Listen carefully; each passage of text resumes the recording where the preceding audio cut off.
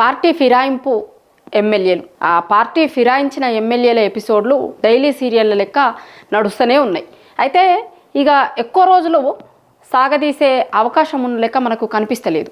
అంటే party మారిర్రు అనేమో BRS party వాళ్ళు చెప్తున్నారు, అసలు మేము పార్టీనే మారలేదు అని పార్టీ మారిన ఎమ్మెల్యేలు చెప్తున్నారు. ఇద్దరు గురించి చెప్పుకుందాం. చెప్పుకునే ముందు ఛానల్ని చూస్తున్న ప్రతి ఒక్కరు కూడా ఛానల్ని సబ్స్క్రైబ్ చేసుకోర్రి. కాంగ్రెస్ పార్టీ అధికారంలోకి వచ్చింది 2 ఏళ్ల కిందట. అయితే కాంగ్రెస్ పార్టీ అధికారంలోకి రాగానే బీఆర్ఎస్ పార్టీలో గెలిచి, అంటే బీఆర్ఎస్ బీఫామ్ మీద, బీఆర్ఎస్ పార్టీ గుర్తు మీద గెలిచిన 10 మంది ఎమ్మెల్యేలు రకరకాల సందర్భాలలో కాంగ్రెస్ పార్టీలో చేరిరు. అదే వాళ్ళు డైరెక్ట్ సీఎం రేవంత్ రెడ్డి గారిని కలిసిర్రు, వాళ్ళ జిల్లా మంత్రుల సమక్షంలో కలిసిర్రు, కండువాలు కప్పుకున్నారు. ఇదంతా జరిగిన ముచ్చట, మనందరికీ తెలిసిన ముచ్చట. అయితే ఇక బీఆర్ఎస్ వాళ్ళు ఊకోరు కదా, వీళ్ళ పార్టీలో గెలిచి కాంగ్రెస్ పార్టీలో చేరితే మీరు పార్టీకి రాజీనామా చేసి, ఎమ్మెల్యే దానికి రాజీనామా చేసి మీరు కాంగ్రెస్ పార్టీలో చేరుని నష్టం లేదు. కానీ బీఆర్ఎస్ పార్టీలో గెలిచి, పార్టీ గుర్తు మీద గెలిచి కాంగ్రెస్ పార్టీలోకి పోయి మళ్ళీ ఎవరన్నా అడిగితేనేమో మేము బీఆర్ఎస్లోనే ఉన్నాం, అభివృద్ధి సంక్షేమ కార్యక్రమాల కోసం సీఎం గారిని కలిసినాము, లేదు నేను అసలు కప్పుకుంది కాంగ్రెస్ కండువా కాదు, ఇగో ఇట్లాంటివన్నీ మాట్లాడితే నడవయని బీఆర్ఎస్ వాళ్ళు హైకోర్టుకు పోయారు. హైకోర్టుకు పోతే అది తేలకపోవడంతో మళ్ళీ సుప్రీంకోర్టుకు పోయారు. సుప్రీంకోర్టుకు పోయిన తర్వాత సుప్రీంకోర్టు స్పీకర్కి చెప్పింది తొందరగా నిర్ణయం తీసుకోర్రి ఏదో ఒకటి అని. అయితే ఆ నిర్ణయం సెప్టెంబర్ 30 వరకు ఉండే.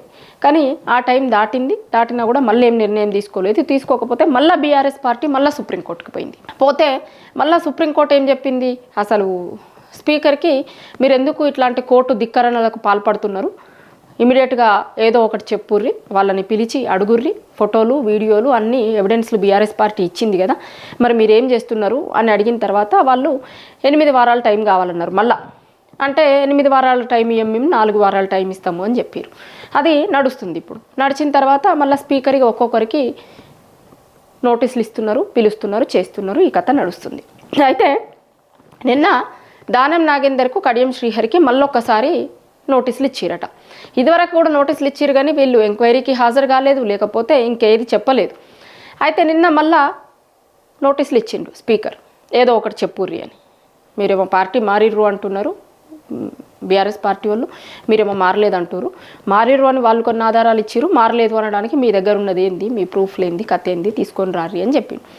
అయితే ఇప్పుడే ఇంతకుముందే వచ్చిన వార్త ఏంది అంటే కడియం శ్రీహరి గారట ఇంకా కొన్ని రోజులు టైం అడిగిరట, నాకు అఫిడవిట్ వేసేటందుకు మీరు అడిగిన ఇన్ఫర్మేషన్ కోసం ఇంకా ఇన్ఫర్మేషన్ ఇవ్వడానికి నాకు ఇంకా కొంచెం టైం కావాలి అని అడిగిండట.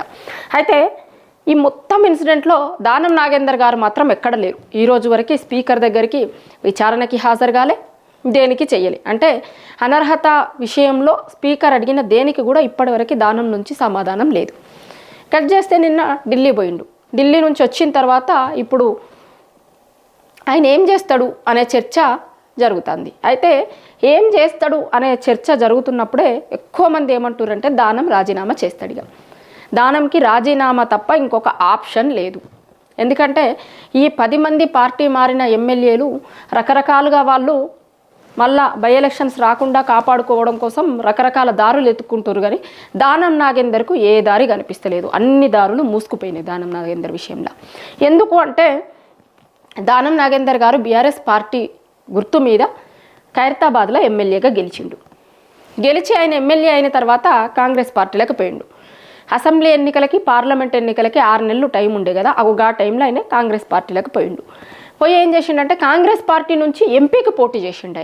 ఆయన ఒక పార్టీలో ఎమ్మెల్యేగా గెలిచి ఆ ఎమ్మెల్యేకు రాజీనామా చేయక అదే సంవత్సరంలో ఇంకొక పార్టీ నుంచి ఎంపీగా గెలిచిండు. ఒకవేళ ఎంపీగా గెలిస్తే ఆయన ఈ ఎమ్మెల్యేకు రాజీనామా చేసి అది వాళ్ళ ఇంట్లో వాళ్ళకి ఎవరికో ఇస్తాడు అని ఒక ప్రచారం జరిగింది. అయితే ఆయన ఎంపీ ఎన్నికలలో ఓడిపోయిండు. ఓడిపోవడంతో మళ్ళీ అదే ఎమ్మెల్యేలా కొనసాగుతుండు. ఇది 2 ఏళ్ల నుంచి జరుగుతున్న ముచ్చట. అయితే ఆయన అఫీషియల్గా కాంగ్రెస్ పార్టీ గుర్తు మీద పోటీ చేసిండు, క్యాంపెయిన్ చేసిండు, కండువా కప్పుకున్నాడు. ఎలక్షన్ కమిషన్ ఇచ్చిన లిస్టులో ఆయన పేరుంది కదా కాంగ్రెస్ పార్టీ అభ్యర్థిగా. కాబట్టి ఇగో దీనికోసం నేను మొత్తం దారులు మూసుకుపోయినాయి అని చెప్పిన కదా, ఇగో ఇందుకోసం దానం నాగేందర్కి ఇంకేం దారి లేదు, రాజీనామా చేసుడు తప్ప ఇంకొక దారి లేదు. అయితే రాజీనామా చేయడమే ఎందుకు దారి అంటున్నా అంటే ఒకవేళ స్పీకర్ గనక చర్యలు తీసుకుంటే ఈయన 6 ఏళ్ల వరకు మళ్ళీ పోటీ చేసేందుకు అనర్హుడవుతాడు. ఇప్పుడు 29 29 ఎన్నికలు వస్తాయి కదా, ఆ ఎన్నికలలో పోటీ చేసే అర్హతను కోల్పోతాడు ఆయన, అనర్హత వేటు గనక పడితే. కాబట్టి ఆ అనర్హత వేటు తప్పించుకోవడం కోసం ఆయన ఇంకా రాజీనామా చేయాల్సిందే. ఆయన ముందు ఇంకొక దారి ఏది కనిపిస్తలేదు. మిగతా వాళ్ళకన్నా ఇంకా కొన్ని రోజులు సాగదీసుకునేందుకో లేకపోతే ఇంకా ఏవో ఇక ఉంటాయి కదా, దేంట్లోనైనా ఏ సిస్టంలోనైనా కొంత లోపాలు ఉంటాయి, లొసుగులు ఉంటాయి, వాటన్నింటినీ ముందేసుకొని టైం గడుపుతూ ఉంటారు. కానీ దానం నాగేందర్కి మాత్రం అట్లాంటి టైం లేదు, అట్లాంటి అవకాశం కూడా లేదు. ఎందుకంటే ఆయన కాంగ్రెస్ పార్టీ గుర్తు మీద పోటీ చేసిండు కాబట్టి.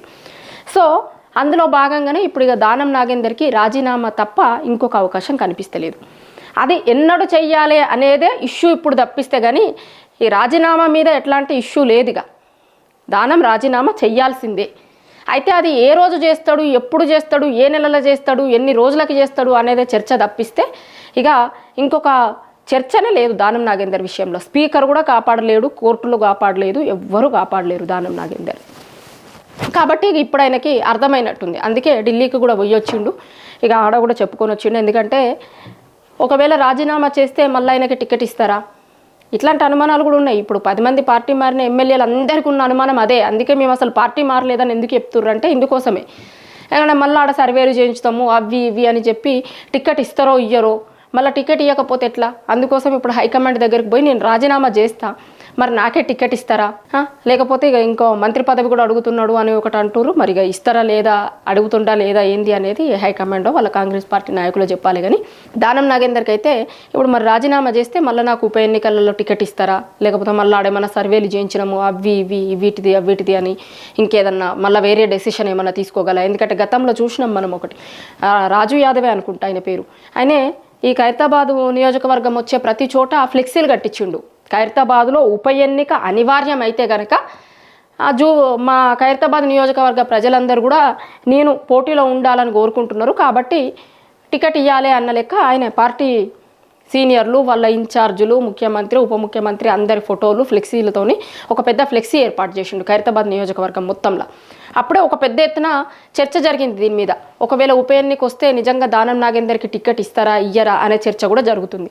కాబట్టి ఇప్పుడు మరి రాజీనామా చేసిన తర్వాత టికెట్ ఇస్తారా ఇయ్యరా, టికెట్ కన్ఫామే కదా, ఇది మాట్లాడుకోవడానికే ఇప్పుడు ఢిల్లీ పోయినట్టున్నాడు. వచ్చిన తర్వాత ఇక రాజీనామా ఎప్పుడు చేస్తాడు అనేది చెప్పాల్సింది. ఒకవేళ టెక్నికల్గా ఇప్పుడేదో స్పీకర్ గారు అడిగిన దానికి కొంత టైం ఇయ్యరి నాకు, మీరు ఇచ్చిన నోటీసులకి రిప్లై ఇవ్వడానికి అని అడిగినా సరే దానం నాగేందర్ ముందు రాజీనామా తప్ప ఇంకొకటి ఏది కనిపిస్తలేదు, ఇంకొక అవకాశమే లేదు, ఏది లేదు. దానం రాజీనామా చెయ్యాల్సిందే. ఆ రాజీనామా ఎప్పుడు, ఎన్ని రోజులకా లేకపోతే నెలలకా, రేపు చేస్తాడా ఎల్లుండి చేస్తాడా, ఏ ఈక్వేషన్స్ని బట్టి ఎప్పుడు చెయ్యాలి అనే దాని మీద ఒకసారి చర్చించుకున్న తర్వాత చేస్తాడా, వాళ్ళ నాయకులతో కార్యకర్తలతో మాట్లాడుకున్న తర్వాత, ఎందుకంటే ఆల్రెడీ ఢిల్లీలో మాట్లాడుకొని వచ్చిండు కాబట్టి ఇక్కడ కూడా వాళ్ళతో మాట్లాడుకున్న తర్వాత చేస్తాడా ఏంది అనేది తప్ప. కానీ ఇక దానం రాజీనామా చేయాల్సిందే ఖచ్చితంగా. తెలంగాణలో ఇంకొక ఉప ఎన్నిక రాబోతుంది, అది దానం నాగేందర్ ఉప ఎన్నిక.